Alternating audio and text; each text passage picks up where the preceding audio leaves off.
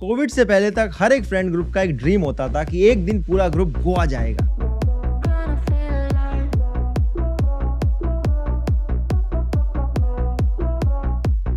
कितनी सारी फिल्में इसी गोवा ड्रीम पे बनी हुई हैं। 90s से ही गोवा की ट्रिप मिडिल क्लास और स्पेशली यंग क्राउड की एक बहुत बड़ी एस्पिरेशन रही है। चाहे एक्चुअल में ना जा पाए, लेकिन इनके प्लान तो सब लोग बनाते हैं। कितने लोगों की ड्रीम हनीमून डेस्टिनेशन भी गोवा होती थी, लेकिन आज वही लोग गोवा की जगह वियतनाम और थाईलैंड की ट्रिप प्लान कर रहे हैं। क्या हम लोग इतना ज्यादा कमाने लग गए हैं कि अब लोकल टूरिज्म छोड़ के लोग इंटरनेशनल ट्रिप प्लान कर रहे हैं? या बात असलियत में कुछ और है? गोवा के अगेंस्ट आजकल जो सबसे बड़ा सेंटिमेंट बना हुआ है वो ये है कि गोवा काफी अनअफोर्डेबल बन चुका है। फ्लाइट्स, होटल्स, टैक्सी सब कुछ महंगी हो चुकी है। लेकिन जो लोग गोवा की जगह थाईलैंड और वियतनाम जा रहे हैं, खर्चा तो वो लोग भी कर रहे हैं। तो इंडियन टूरिस्ट आखिर में चाहता क्या है? अफोर्डेबल डेस्टिनेशन, इंटरनेशनल एक्सपोजर या वैल्यू फॉर मनी? और इंडियन टूरिज्म जो हमेशा से ग्लोबली इतना फेमस था, कई नई नई डेस्टिनेशन आने की वजह से इतना सफर कैसे करने लगा? आइए जरा डिटेल में देखते हैं।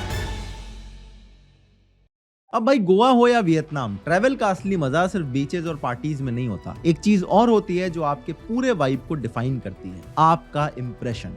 और आपका पहला इंप्रेशन हमेशा आपके कपड़ों से नहीं बनता, आपकी खुशबू से भी बनता है। अक्सर हम परफ्यूम को एक अननेसेसरी लग्जरी समझ लेते हैं, लेकिन सच ये है कि एक अच्छी खुशबू आपकी कॉन्फिडेंस को बढ़ाने के लिए नेसेसरी है। चाहे आप ट्रिप पर हो, डेट पर हो या ऑफिस प्रेजेंटेशन देने जा रहे हो, इफ यू स्मेल गुड, लोग आपको याद रखेंगे। It's not about luxury also, it's basic hygiene यार। इसीलिए मैं आपको मिलवाता हूँ दी मैन कंपनी के ब्लैक परफ्यूम से। पहली बार जब मैंने इसे ट्राई करा तो मुझे लगा ये 2-3 हजार की रेंज वाला होगा, क्योंकि इसकी vibe legit David of cool water जैसी थी। लेकिन असली सरप्राइज था इसका प्राइस, जो था सुपर अफोर्डेबल। अब प्राइस कितना है वो मैं बता दूंगा, लेकिन पहले ये समझो कि एक all season all occasion perfume है। मतलब ऑफिस मीटिंग से लेकर नाइट आउट तक सब में परफेक्टली फिट होता है। और दिल्ली की गर्मी हो या मुंबई की ह्यूमिडिटी, इसकी फ्रेग्रेंस घंटों तक सस्टेन करती है और बिल्कुल भी ओवर पावर नहीं करती। मैं इसे काफी टाइम से यूज कर रहा हूँ, ट्राइड एंड टेस्टेड है, तभी सोचा कि आप लोगों को भी सजेस्ट कर दूं। इसमें वो लग्जरी फील है जो आपके लाइफस्टाइल को एलिवेट करता है, लेकिन प्राइस एकदम पॉकेट फ्रेंडली है। अभी ऑर्डर करने पे सिर्फ 500 रुपए में अवेलेबल है। सो अगर आप अपनी डिओड्रेंट वाली बेसिक लाइफ को अपग्रेड करना चाहते हो और चाहते हो कि आपकी खुशबू आपकी वाइब की तरह यादगार बने, then check out the Man Company black. Available on Amazon, link मैं डिस्क्रिप्शन में ऐड कर दूंगा। Trust me, this is gem of a find and thank me later. Goa में टूरिज्म 1960s में स्टार्ट हुआ था। उस टाइम पर फॉरेनर्स गोवा के बीचेस और क्वाइट लाइफ के लिए वहां पर आने लगे थे। उस टाइम पर सरकार की टूरिज्म पर ज्यादा इन्वॉल्वमेंट नहीं होती थी। जो फॉरेनर आते थे वो मोस्टली फिशरमैन के साथ ही रहते थे और फिशरमैन ही उनको खाना खिला देते थे, बोटिंग के लिए ले जाते थे। और फिर धीरे धीरे जब उन्होंने देखा कि काफी सारे फॉरेनर्स आने लगे हैं, तो छोटे छोटे रेस्टोरेंट इन्होंने खोल लिए, अपने ही घर में एक्स्ट्रा रूम बना लिए। और 80s तक गोवा में मोस्टली इसी तरह से टूरिज्म चल रहा था। 70s 80s में ही गोवा में हिप्पीज काफी ज्यादा आने लगे। उनके लिए गोवा एक फेवरेट ऑफ बीट जगह बन गई। लोकल टूरिज्म था नहीं, गोवंस की पॉपुलेशन भी बहुत कम थी, लेकिन नेचुरल ब्यूटी बहुत थी। Beaches, greenery, quite life. Hippies Goa आते थे और महीनों तक रुके रहते थे। इनकी पार्टीज बड़ी फेमस होती थी, कई में तो ड्रग्स वगैरह भी चलती थी। और ये सब लोकल्स को ज्यादा पसंद नहीं था, स्पेशली ड्रग्स और सेक्स के अराउंड काफी ज्यादा कंट्रोवर्सीज होती थी। लेकिन लोकल्स के लिए ये लोग एक इनकम का सोर्स बन चुके थे। प्लस जैसे जैसे ये कल्चर के बारे में लोगों को पता चलने लगा, तो इंडियन भी गोवा जाने लगे, ये देखने के लिए कि वहां ऐसा चल क्या रहा है। और उस टाइम पे हमारे लोग ज्यादा फॉरेन ट्रैवल करने जाते नहीं थे, तो उनको वेस्टर्न कल्चर का जो फ्लेवर था वो गोवा में ही मिल जाता था। इसीलिए धीरे धीरे गोवा में टूरिज्म बढ़ता चला गया। Hotel, cottages, home stay, restaurant, bar, pub सब कुछ बनते चले गए। बीच टूरिज्म भी बहुत पॉपुलर हो गया। अर्ली 2000 तक आप देखोगे तो गोवा में जितने टोटल टूरिस्ट आते थे उसमें 40% फॉरेनर होते थे। बाकी इंडियंस भी लोग यहाँ पे जाते थे, लेकिन ये लोग भी उसी लाइफस्टाइल के लिए वहां पे जाते थे कि वहां जाएंगे, खाएंगे, पिएंगे, पार्टी करेंगे, बीचेस पे बिकनी में फॉरेनर्स भाग रही होंगी। ये टिपिकल बॉलीवुड से इंस्पायर्ड एक इमेजिनेशन लेके लोग जाते थे। और रशियंस के अराउंड जो 6000 वाला जोक चलता है वो भी गोवा से ही शुरू हुआ था। इसीलिए गोवा मोस्टली यंग क्राउड को अट्रैक्ट करता था। फैमिली बच्चों के साथ गोवा कोई नहीं जाता था। इसीलिए गोवा पर कई सारी फिल्में बनी है। दिल चाहता है, हनीमून ट्रैवल्स, गो गोवा गॉन, गोलमाल सीरीज, ये सब कुछ गोवा में सेट है और इनमें गोवा की उसी लाइफस्टाइल को शो किया जाता है। लास्ट 10-12 सालों में अगर आप देखो, गोवा में टूरिज्म काफी ज्यादा बढ़ा है। इनफैक्ट आपने नोटिस किया होगा कि लास्ट 10-12 सालों में ही जनरल इंडियंस काफी ट्रैवल करने लगे हैं, स्पेशली जो नॉर्थ इंडियंस हैं। अदरवाइज नॉर्थ इंडियंस लोग ट्रैवल करते थे तो मोस्टली नॉर्थ इंडिया में ट्रैवल करते थे, शिमला, मनाली, हरिद्वार, वृंदावन, मोस्टली इन्हीं सब जगह पे जाते थे। लेकिन क्योंकि क्योंकि अब लोगों की थोड़ी थोड़ी इनकम भी बढ़ रही है तो वो घूमने फिरने जाने लगे हैं। और पिछले 6-7 सालों में तो इंटरनेट की वजह से लोगों को पता भी चल गया है कि यहाँ जाया जा सकता है, तो ट्रैवलिंग में भी बहुत इंटरेस्ट आने लगा है। इसीलिए इतने सारे ट्रैवल इन्फ्लुएंसर भी आ गए हैं जिनकी वजह से इंटरेस्ट और ज्यादा बढ़ा है और लोगों को पता भी चला है कि कहां पर कैसे कैसे पहुंचा जा सकता है। पहले बुकिंग्स वगैरह काफी झंझट का काम होता था, लेकिन अब होटल, फ्लाइट सब कुछ ऑनलाइन बुक हो जाता है। इसलिए हमारा जो डोमेस्टिक टूरिज्म है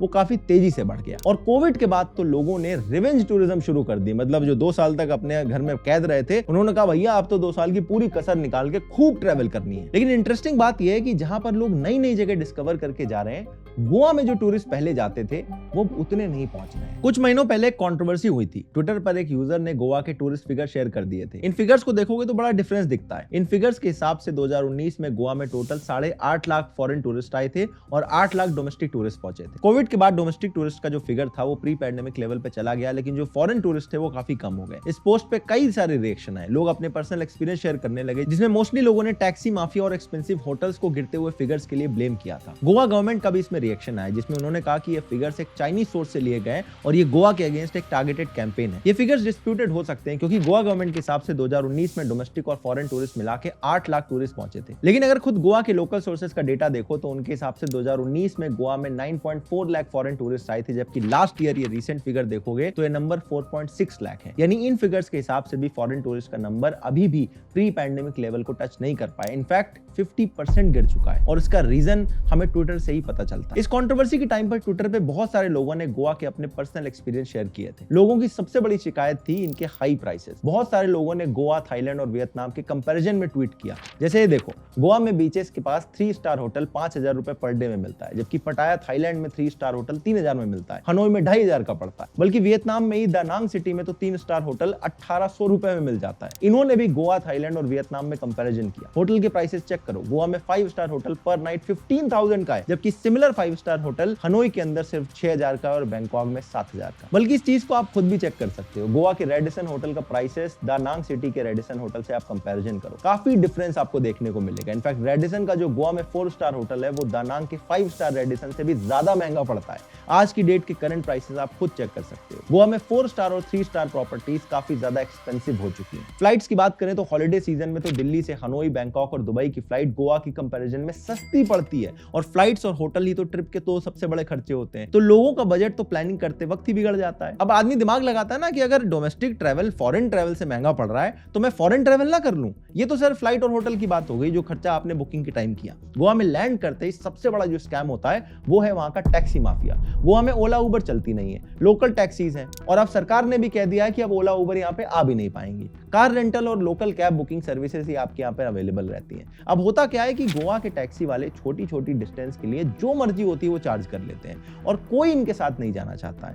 यहाँ गोवा माइल्स नाम से एक टैक्सी सर्विस है, लेकिन ट्विटर पे आपको ऐसी कई स्टोरीज मिल जाएंगी जिसमें गोवा के लोकल टैक्सी ड्राइवर्स पैसेंजर्स को हैरेस करते हैं, उन्हें गोवा माइल्स की टैक्सी में नहीं बैठने देते हैं। ये वीडियो देखो, इन लेडी ने गोवा माइल्स से कैब बुक करी तो एक लोकल टैक्सी ड्राइवर आ गया, कहने लगा जो आपकी 300 की कैब बुक हुई है इसको कैंसिल करो, 1,000 रुपए मुझे दो और मेरे साथ मेरी टैक्सी में चलो। और हमारे हक के ऊपर में तुम नहीं बोल सकते। जब तुम्हारी गाड़ी हम अप्रूव नहीं कर सकते तो फिर आप कैसे बोल रहे हो? क्यों कैंसिल करेंगे? तुम्ही 300 की गाड़ी 1,000 रुपयाला बोलता। इन टूरिस्ट ने एक रेंटल कार बुक करी थी, लेकिन टैक्सी ड्राइवर्स का झुंड आया और उन्हें कार में बैठने ही नहीं दिया, उनकी चाबी छीन ली। Goa airport and their locals are not allowed us to take our car. Hey, कौन है भाई? कौन नहीं आने दे रहा कार? भैया चाबी कहाँ है? गाड़ी की चाबी ले ली उन्होंने। So they have taken the car key also. ये है गोवा का फर्स्ट हैंड एक्सपीरियंस। देखो, हम इंडियंस हमेशा से ही काफी प्राइस सेंसिटिव लोग हैं।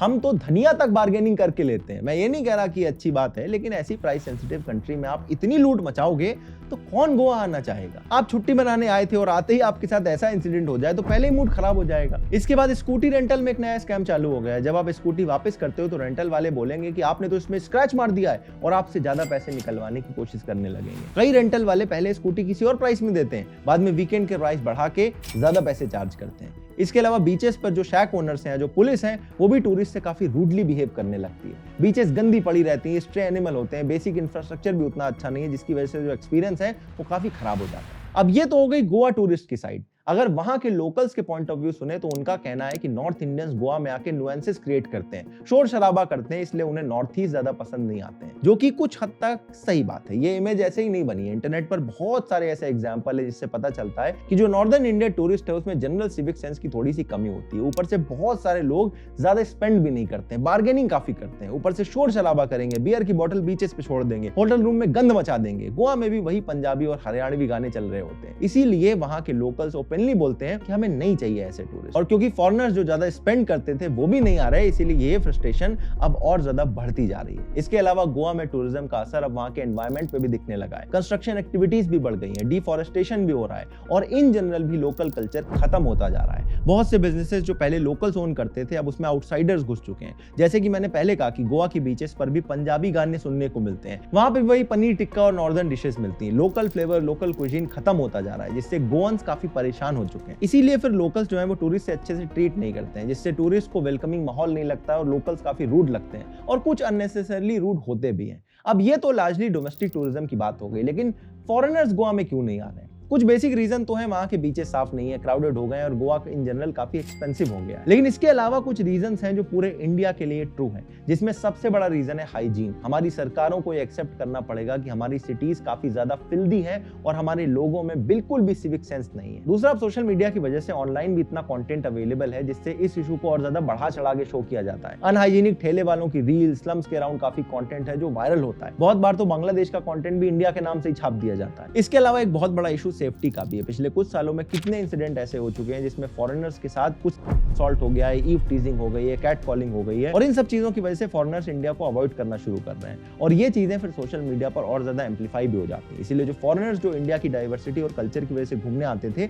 वो अब साउथ ईस्ट एशिया में चले जाते हैं, फिर श्रीलंका पहुंच जाते हैं। इनफैक्ट अगर आप देखोगे तो श्रीलंका, वियतनाम, थाईलैंड, बाली, ये जो गोवा के डायरेक्ट कॉम्पिटिटर हैं, जो ऑलमोस्ट सेम या इवन कम प्राइसेस में गोवा से बेटर वैल्यू प्रोवाइड करते हैं, उनकी हॉस्पिटैलिटी हमसे कई ज्यादा बेटर है और सबसे बड़ी चीज है कि उनकी सिटीज हमसे काफी ज्यादा सेफ हैं और साफ भी हैं। स्ट्रीट फूड में भी हाइजीन मेंटेन होता है। यूट्यूब पर वियतनाम, थाईलैंड या श्रीलंका की किसी भी सिटी का वॉक अराउंड टूर देखोगे तो आपको जमीन आसमान का डिफरेंस दिखाई देगा और इसी वजह से अब इंडियंस भी गोवा की जगह ये डेस्टिनेशन को ज्यादा प्रेफर कर रहे हैं, जिससे पता चलता है कि हमें पैसे खर्च करने में दिक्कत नहीं है, लेकिन फिर उतनी वैल्यू मिलनी चाहिए। लोकल स्कैम भी इन कंट्रीज में कम होते हैं। हमारे यहाँ किसी भी जगह प्राइस का कोई स्टैंडर्ड तो रहता नहीं है। फॉरेनर देखते ही डबल ट्रिपल प्राइस कोट करने लगते हैं, बेगर्स पहुंच जाते हैं, फोटो खिंचवाने के बार बार लोगों को परेशान करने लगते हैं। इसकी वजह से भी उन लोगों को सेफ नहीं लगता। अब ये तो बात हो गई प्रॉब्लम की, पर सोल्यूशन क्या है? मेरे हिसाब से सबसे पहले हमें बेसिक चीजें फिगर आउट करनी पड़ेंगी, जैसे हाइजीन और बेसिक इंफ्रास्ट्रक्चर। रोड अच्छे हो, पब्लिक ट्रांसपोर्ट अच्छा हो, इंटरस्टेट कनेक्टिविटी अच्छी हो, डायरेक्ट फ्लाइट मिल जाए। ये हमारी काफी सारी टूरिस्ट डेस्टिनेशन के साथ प्रॉब्लम है कि जो डायरेक्ट इंटरनेशनल फ्लाइट रहती है वो अवेलेबल नहीं होती है। इसी वजह से जो लिमिटेड फ्लाइट होती है वो काफी ज्यादा महंगी मिलती है। दूसरी बात, हर सरकार को एक काम करना चाहिए कि टूरिस्ट प्लेसेस में जितने भी स्कैम चलते हैं उन्हें वो खत्म कर दे। आप थोड़े ज्यादा पैसे चार्ज करो, कोई दिक्कत नहीं है, लेकिन स्कैम ऐसी चीज है जो हर टूरिस्ट को हमेशा याद रहती है कि मैं उस जगह गया था तो मेरे साथ ऐसे ऐसे स्कैम हो गया था। वो बंदा 4 लोगों को और बताएगा तो इससे काफी नाम खराब होता है। इन बेसिक स्टेप के बाद हमें ध्यान देना पड़ेगा अपनी पीआर पर। आपने कभी सोचा है कि दुबई इतनी फेमस सिटी है, one of the most visited city है, इसके बावजूद उसे इतना प्रमोशन क्यों करना पड़ता है? शाहरुख खान को ब्रांड एम्बेसडर तक बनाया हुआ है। वो इसलिए क्योंकि आजकल सोशल मीडिया का जमाना है। ट्रैवल इन्फ्लुएंसर्स की वीडियो देख देख के ही लोग ट्रिप प्लान कर रहे हैं। हाल ही में आपने नोटिस किया होगा कि बाकू, अल्माटी, इन सब का नाम बड़ा चल गया है। हर कोई इन्फ्लुएंसर बाकू जा रहा है। क्यों? क्योंकि उसकी पीआर इस तरह से करवाई जा रही है। वहां की जो टूरिज्म वाली मिनिस्ट्रीज होती हैं वो पैसे देके इन्फ्लुएंसर्स को बुलाती हैं ताकि उस तरह के व्लॉग बने और लोग टिकट बुक कर करके वहां पे जाएं। बाकू अजरबैजान की कैपिटल है और अल्माटी कजाकिस्तान की। 2-3 साल पहले तक आपने इनका नाम भी नहीं सुना होगा, बल्कि आज भी आप बता नहीं पाओगे कि ये देश वर्ल्ड मैप में पड़ते कहां पर है। लेकिन दोनों सिटीज टॉप ट्रैवल डेस्टिनेशन की लिस्ट में ऊपर से ऊपर बढ़ती जा रही हैं। इनफैक्ट 2024 में अल्माटी के अंदर 5 लाख फॉरेन टूरिस्ट आए थे। हालांकि ये बात सच है कि ये बहुत सुंदर सिटीज हैं, लेकिन इतनी जल्दी इतनी पॉपुलर पीआर पुश के बिना ये नहीं हो सकती थी। लेकिन अगेन हमें सबसे पहले बेसिक प्रॉब्लम को फिक्स करना पड़ेगा, वरना पता चल रहा होगा कि पीआर से टूरिस्ट तो आ गए लेकिन एक्सपीरियंस वैसे का वैसा ही है। वैसे मोदी जी ने कुछ टाइम पहले उत्तराखंड को प्रमोट किया था, लक्षद्वीप भी गए थे और भी ऐसी बहुत सारी जगह है इंडिया में जो एक्सप्लोर नहीं हुई है। टूरिज्म से हम बहुत पैसा कमा सकते हैं, बस कॉम्पिटिटिव होने की जरूरत है। बाकी मैन कंपनी ब्लैक का लिंक डिस्क्रिप्शन में अवेलेबल है, अभी जाओ और ऑर्डर कर लो। अगर ये वाला वीडियो आपको अच्छा लगा तो अगला वीडियो आपको और अच्छा लगेगा। स्क्रीन पे लगा दिया है, क्लिक करो और अभी देख डालो।